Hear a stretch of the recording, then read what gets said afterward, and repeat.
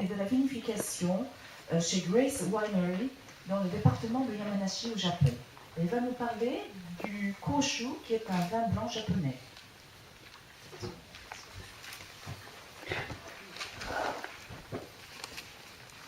Bonjour, mesdames et messieurs. Merci d'être venus à la présentation du vin de Koshu.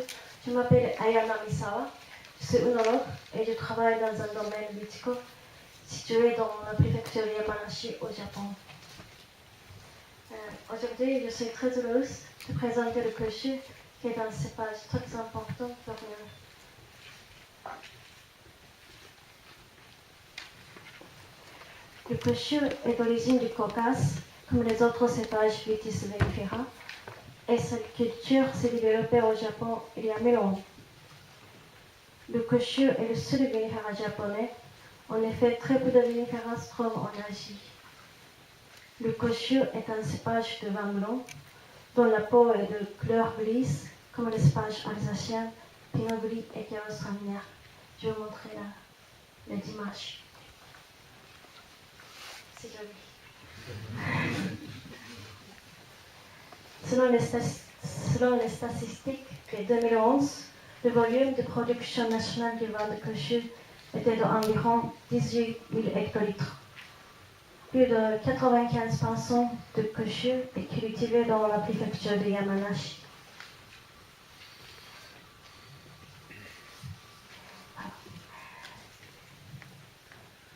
La France est un pays qui n'est pas plat, qui est riche en nature, une nature très variée, avec la montagne et la mer. La préfecture de Yamanashi, elle aussi, est pleine de nature. 80% de la zone est entourée par des montagnes de tous les côtés.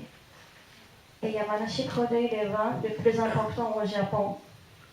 Et les vignobles sont répandus au pied de Mont Fuji. En France, les cépages locaux ont été protégés par l'AOC.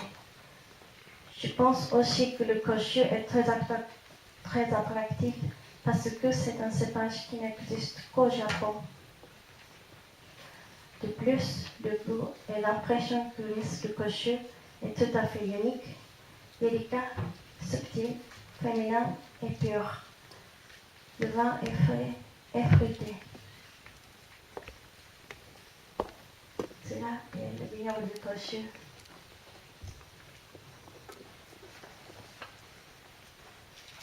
Ensuite, je voudrais parler un peu de la viticulture et de la vinification, parce que c'est mon métier.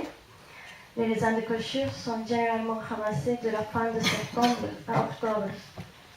Quant à la vinification, on fait très attention de ne pas brasser le jus, car le Koshu s'oxyde facilement. Le Koshu est traditionnellement taillé en laissant la baguette longue et palissée sur un profond de fil, car il est vigoureux. Je vais vous montrer comment ça se fait. Ces dernières années, de nouvelles générations qui ont étudié en France et dans les régions viticoles à travers le monde essayent une nouvelle méthode, par exemple de taille, pour obtenir des raisins plus concentrés. Grâce à cela, le Koshu a évolué. On aide le Koshu avec des fruits blancs comme la pêche blanche et les agrumes japonais qui s'appellent yuzu et mikan. Et il y a aussi de belles fleurs blanches en bouche, une fraîche acidité, un vin élégant et très agréable à boire avec une faible teneur en alcool.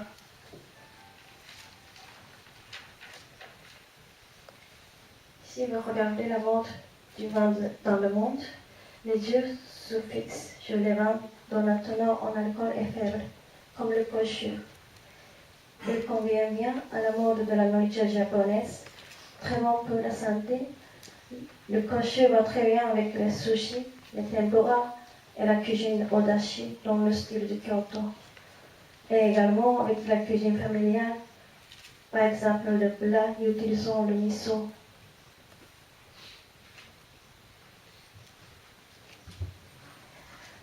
Comme vous le voyez, Le koshu n'est pas un vin puissant, mais un vin d'accompagnement, non seulement pour la cuisine japonaise, mais aussi pour la cuisine française. Cependant, le koshu ne se marie pas avec trop de beurre ou trop de crème. Satoru Mori, le sommelier de la Tour d'Argent de Tokyo, qui est le meilleur sommelier 2010 au Japon, a proposé quelques plats français qui se marient bien avec le koshu.